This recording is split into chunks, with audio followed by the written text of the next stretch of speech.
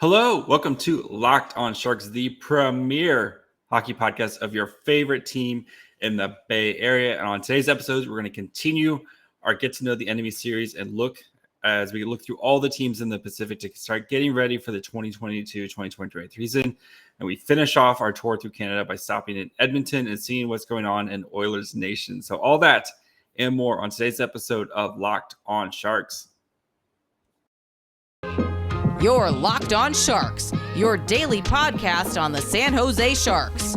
Part of the Locked On Podcast Network, your team every day.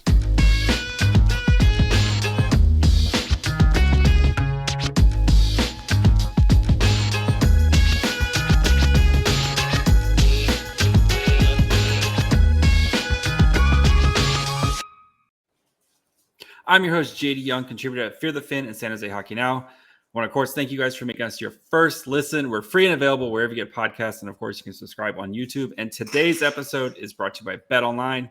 BetOnline has got you covered this season with more props, odds, and lines than ever before. BetOnline, where the game starts. And today we are joined by one Brett Holden of Locked on Oilers, who's going to help us figure out what's going on up in there in Edmonton. And if they're just Connor McDavid and Leon Draisaitl and nothing more. So, Brett, how are you doing today, buddy? Not too bad. Getting my daily Connor McDavid and Leon Draisaitl fix. It's just the normal day. How about you? Not too bad. You just have a plethora of like, oh, today I feel like a little, Connor McDavid versus an entire team today, or just watching him do stupid things all the time, and that works out. It's great, right? Exactly. Yeah. No, you get the highlights that come up on YouTube, and you're like, I guess that's the one today. I guess that's the one. Yes. It's like on Netflix when it's like just randomized. I want the random Connor McDavid highlight, please. Exactly. Yeah. Just a playlist. Yeah. Yeah. I'm sure that would do a bajillion views. Okay. So Edmonton, of course, last year finished second in the Pacific, 104 points, made it to the Western Conference Finals where they lost to the eventual champion Colorado Avalanche. And of course, they had some big questions going into this offseason. So let's start with that. I mean, of course, they're very much up against the cap. Looking at cap friendly right now, they are about $6 million in the red right now that they're going to have to cut before the season. So let's kind of start. What was kind of the big move for the Oilers this offseason? Well, the biggest move is I'm going with Greg McKegg. No, I'm just kidding. The biggest move for the Edmonton Oilers this summer has been Jack Campbell. Honestly, now the Edmonton Oilers have a goaltender. I mean, the amount of times during the playoffs where you sat there and you just went, if the Edmonton Oilers had a goaltender who respected angles, it would be a totally different game. It would be a different series. It'd be a different outcome. But they did it. You saw in the JT Compher goal right out of the penalty box, you see just how much of the net Mike Smith gave him. And you're just like, this is going in. My Pee-wee coach was scoring this. Now the Edmonton Oilers have Jack Campbell, who is not maybe the most technical goaltender ever, but a guy who does respect his angles, respects his goaltending technique in general. So that's really going to help the Oilers, and that's been the biggest move. And plus, with Jack Campbell, he's played with Darnell Nurse, Zach Hyman. He's played with a bunch of guys already on the team now, and has been training with the guys as well. He's coming to Edmonton early. This is a big move for the Edmonton Oilers, especially one that they haven't really seen over the last X amount of years. Yeah, I mean, and we as Sharks fans, I mean, we saw going from Martin Jones, who is god-awful, one of the worst goaltenders, into like James Reimer, who's like a league average goalie, just how much that does for you. So if you're going from Mike Smith to, an above average goalie and Jack Campbell, that's going to do a lot. So then, of course, I mean, the big question is they still have some salary to cut. I know they re-signed Puljujarvi. They brought back Vander Kane, who we're not going to talk too much about on this episode, unfortunately. They kind of brought the band back together for the most part, right?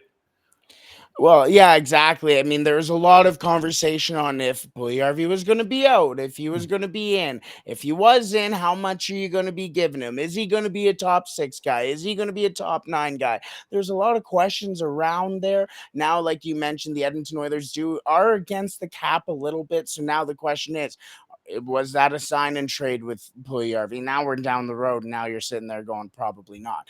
Warren Fogel's sitting with a $2.75 million contract, and he's currently sitting on a projected fourth line, and he isn't really producing for a $2.75 million player. And then you have a guy like Tyson Barrie, who is not a forward, but he sits with a $4.5 million deal. So you're sitting there going, okay, you got some space to clear out. Now the Edmonton Oilers are lucky with the LTIR situation where they have both Mike Smith and Oscar Klefbom. My love goes out to him.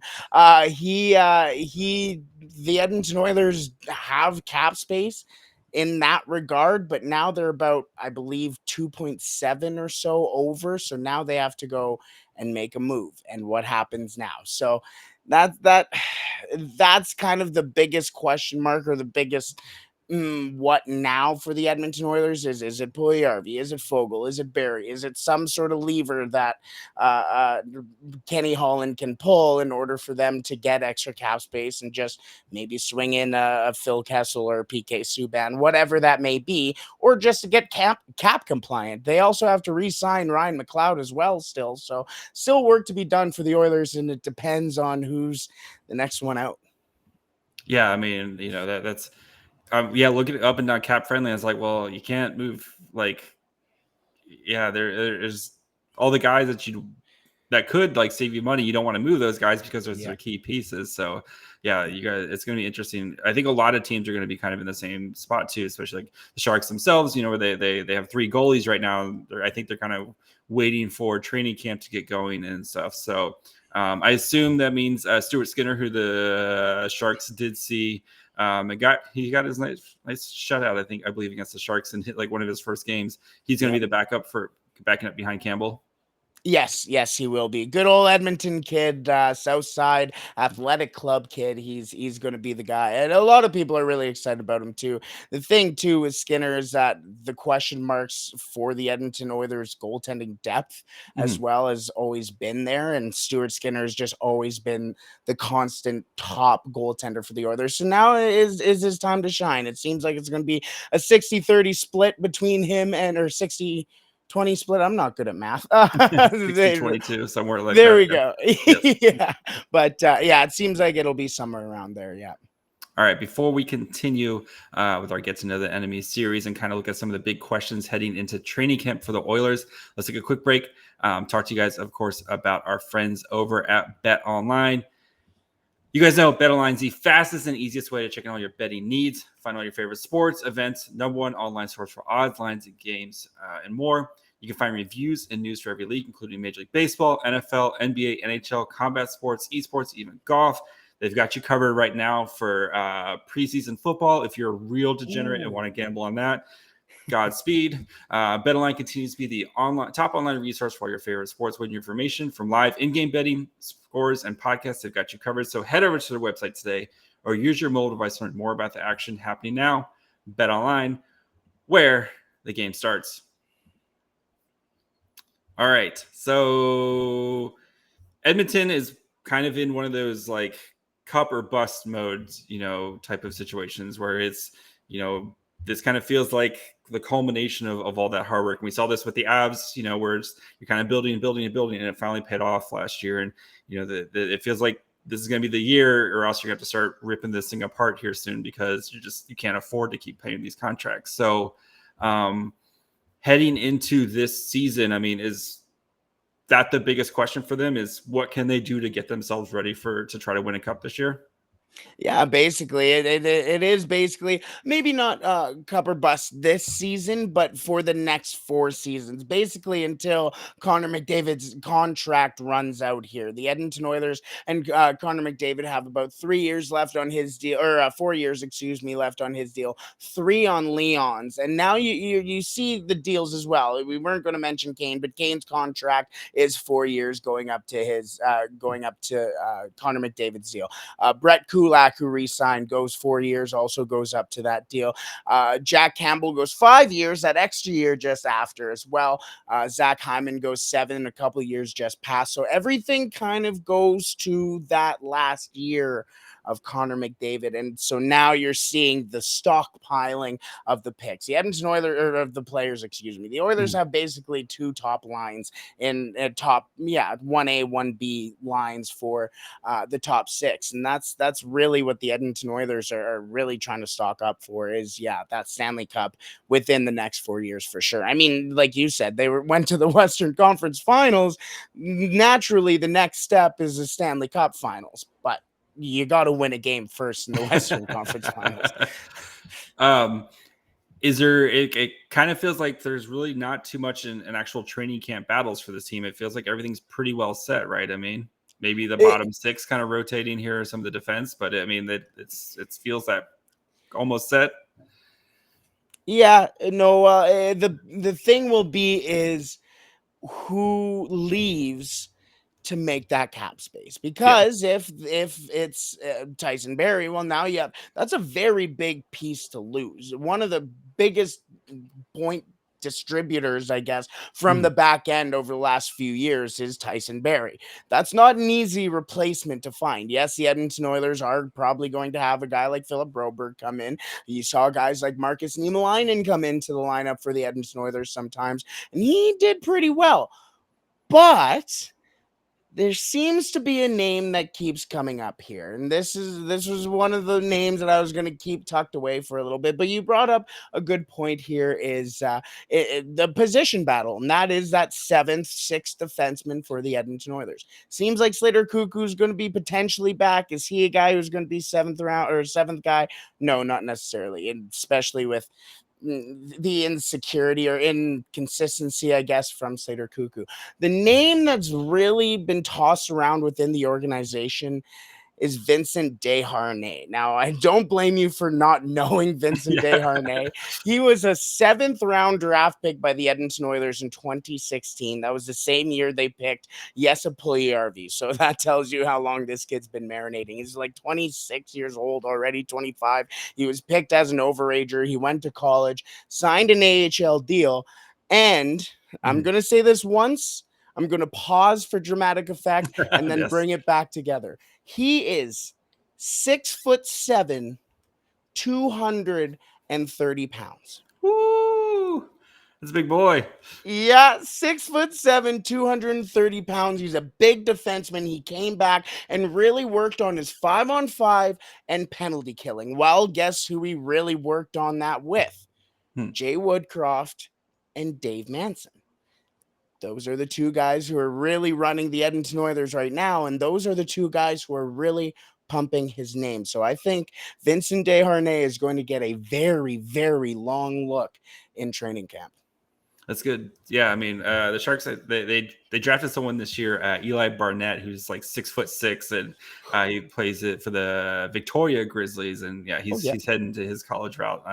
But yeah, that's a big boy. You need like 2 strides and you're halfway across the ice. Exactly right. Well, could you imagine coming in and Marcus Niemelainen as well as 6'6" too? Yeah. Could you imagine coming in and you're taking a look? Oh, Marcus Niemelainen. Oh, cool. Desharnais. Oh, cool. I'm gonna skate to the bench actually. Yeah, Thomas Bordelot is not the tallest guy in the world. He's gonna have to look up to those after he scores and talks a little trash after that. But the score will be 6-1, but that one goal is gonna be pretty sweet by Bordelot. So let's talk about Woodcroft and how much he changed this team once he kind of took over. Because I mean, the Oilers were kind of in the middle of the pack, and then he took over, and it was like they found their defensive structure, and the team really clicked. What do you think it is that helped this team to kind of reach that Western Conference Finals? There's a couple things, honestly, and the first thing comes from a quote from who Jay Woodcroft calls the Swiss Army knife of the Edmonton Oilers, and that's Derek Ryan. Derek Ryan said after Jay Woodcroft came in, after the Edmonton Oilers clinched a playoff spot, they said basically this exact question: what is the difference basically between Jay Woodcroft and Dave Tippett? Well, when the Edmonton Oilers weren't doing well under Dave Tippett, all the message was you got to be better. You got to be better. You got to do better.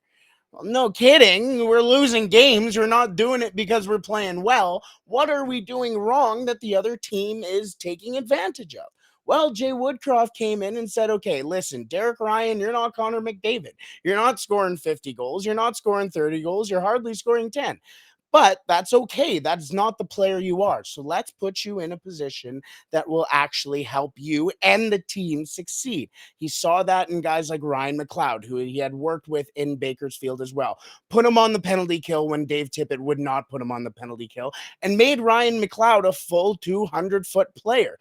Same thing with Kyler Yamamoto. He had that familiarity and threw him in there. Evan Bouchard. Those are three guys who played under Jay Woodcroft who have really excelled in the Edmonton Oilers lineup ever since Jay Woodcroft came in.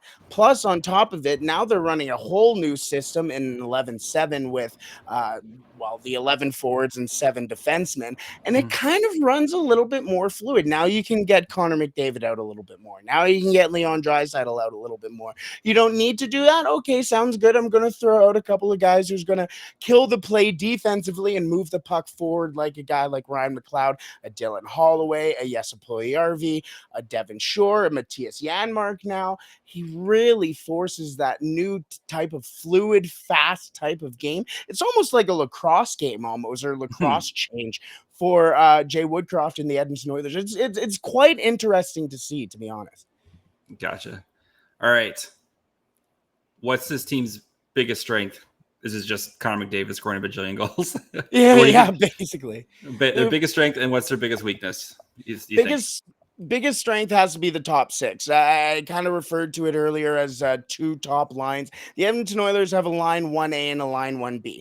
You're always going to have either Connor McDavid or Leon Draisaitl kind of on the line in the most important minutes. And you're going to have a first line of Evander Kane, Connor McDavid, Kyler Yamamoto, or Ryan Nugent-Hopkins, Leon Draisaitl, and Zach Hyman. Those are basically top lines on a lot of other teams around the league. And that's exciting. Connor McDavid is a perennial 105-point guy. He's good. Yeah, he's pretty decent if you haven't heard of him. Leon Draisaitl, a perennial 45, 50 goal guy. And that's a guy who's supposed to be on your second line center. That's exciting. And so that's where the Edmonton Oilers have their strength. They're very and then you top. Also have in case of glass, you can just throw them together, and then it's like, cool. Yeah, sounds good. It looks like my defensemen are playing 35 minutes tonight. That's awesome. Yeah, no, exactly. You like you said, it's to break the case. And look at what they did with Leon Draisaitl on 1 foot in the playoffs. Both of them were the top 2 point getters in the playoffs last year. So there you go. Exactly that. On the other end, their biggest weakness, I was going to say not strength. Their biggest weakness is the defense. It's really up in the air, like we mentioned. Just, is Tyson Barrie going to come in? Is he going to stay? If he does stay, does now Philip Broberg become not necessarily the guy, but now he becomes a guy as if the Edmonton Oilers are going to do well defensively, it's going to come down to Philip Broberg, because now he's being thrown into the lineup. Is he ready for the NHL? Is this Vincent Desharnais guy going to be making the team? Is it going to be, it's really questionable after Darnell Nurse and Cody Ceci. They lose Duncan Keith, which on the surface is like, oh, whatever, it's Duncan Keith. But Duncan Keith brought a lot of stuff, not only on the ice, but off the ice as well. A great puck mover. He taught so much, really mentored Evan Bouchard as well to really show him what it's like to be a pro in the league. And that's a tough guy to lose. So, I should say probably the goaltending, and that would have been the answer for a couple of years previously, but thankfully it's not. All right, before we get into the best case, worst case scenarios for the Oilers and some other young guys to look at, just want to let you guys know, of course, about Locked On NHL. When you guys are done checking out this one, make sure you guys go check out Locked On NHL. They're still pumping out content 5 days a week, even though we're down to 3. They still have you covered every day. They're doing their division by division power rankings, so make sure you guys go check that out as well, wherever you get podcasts, and of course, subscribe on YouTube. So, worst case, best case for the Oilers.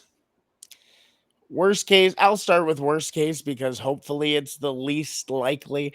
But it'll be missing the playoffs. If the Edmonton Oilers miss the playoffs, it's just complete anarchy up here. It's not going to be good. Definitely a very calm, understanding fan base in Edmonton. When oh yeah, oh certainly, yeah. Yes. We're definitely known as the best fan base around here. Yeah, no, it'll be bad if if we don't make the playoffs or the Edmonton Oilers don't make the playoffs. Us Edmontonians and Albertans in general are just it's not going to be pretty. But that so do you think it would be if like Jack Campbell gets hurt and then it's because there's basically nothing behind Campbell? Is that I think that would probably be if he goes out for a long stretch, that's probably right there, right? Yeah, Stuart Skinner would have to basically become Jordan Binnington or something like that without the crybabiness, but hopefully, yeah, exactly on ice. Well, basically increase Jordan Binnington because after he loses that crease, then it's you never know. It's yeah, but hey, we do have Calvin Pickard backing up for the end. If you need a goalie, I got like 50 of them. So yeah, let us know about James. But yeah. That's the absolute the worst case scenario. I think, like you said, something major would have to go wrong. It seems like, but that is the worst case. The best case scenario is my inner childhood is gleaming right now because the best case scenario is that the Edmonton Oilers win the Stanley Cup. Yeah. I mean, you have Connor McDavid, Leon Draisaitl. You have a very, very good defenseman in Darnell Nurse. You have a lot of guys. I mean, wouldn't you love to see, all things aside, wouldn't you love to see Zach Hyman lift the cup over his head and just his smile and stuff like Ryan Nugent-Hopkins, a guy who's had to suffer through the worst of this dang organization just to finally get it off his chest. It would just be kind of one of those things where a lot of nice stories kind of came out of it. A Jack Campbell who's smiling, stuff like that. And just the Edmonton Oilers are good. Let's get that out of the way. The Edmonton Oilers on paper are good. They are basically the not necessarily Stanley Cup favorites, but they're up there. Yeah, I mean, I'm looking at BetOnline right now. I mean, we're recording this, beginning of August, and I mean, yeah, they're plus 1,800. They're I think fifth, sixth, or 1, 2, 3, 4, 5, 6, seventh odds. The second in the West. I mean, they're basically behind the Avs, who are of course the odds-on favorites. But yeah, it's them, it's the Kings, the Wild, Knights. So I don't think the Knights are. I think they're already starting to. Anyway, that's for another podcast. The Kings are on there. The Kings are, as of right now, the Kings are at plus 2,000. So they're good. They're young and good, those Kings. They are. So you mentioned a couple young guys. Is there any other young guys that the Sharks fans should keep an eye on that could be potential names to, kind of start popping up once the season gets going? Yeah, Dylan Holloway. Dylan Holloway is the name for me. I was going to say Vincent Desharnais. I was thinking of giving a shout to Philip Broberg. As mentioned, if the Edmonton Oilers defensive core is going to be stable, it's going to be because Philip Broberg's ready for the NHL. That's kind of the maybe. It's going to be Dylan Holloway because, like we mentioned, the first two lines of the Edmonton Oilers are great. Then it gets down to the third line, and then who plays on the third line? Well, you got Ryan McLeod, who's not under contract yet, but I haven't spoken to one person yet who hasn't gone, I don't like Ryan McLeod. Everybody loves Ryan McLeod up here. You see his hockey smile and you love him. Then it becomes, okay, it's probably going to be Jesse Puljujärvi if he doesn't move.